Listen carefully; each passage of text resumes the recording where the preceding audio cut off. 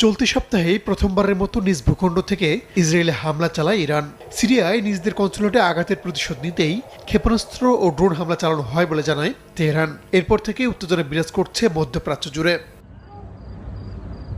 পাল্টা জবাব দিতে দফায় দফায় বৈঠক করছে ইসরায়েলের যুদ্ধকালীন মন্ত্রিসভার সদস্যরা। পশ্চিমারা নিষেধ করলেও নেতানিয়াহু বাহিনী ইরানের ভূখণ্ডে হামলা চালাতে বদ্ধপরিকর। ওয়াশিংটনও স্বীকার করেছে স্বল্প পরিসরে হলেও আঘাত হানতে পারে তেল আবিব।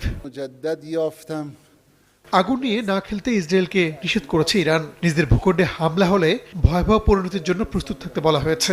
এমন অবস্থায় মধ্যপ্রাচ্য জুড়ে যে অস্থিরতা চলছে তা নিরসনে উভয় পক্ষকে ধৈর্য ধরতে বলেছে সৌদি আরব ও সংযুক্ত আরব আমিরাত।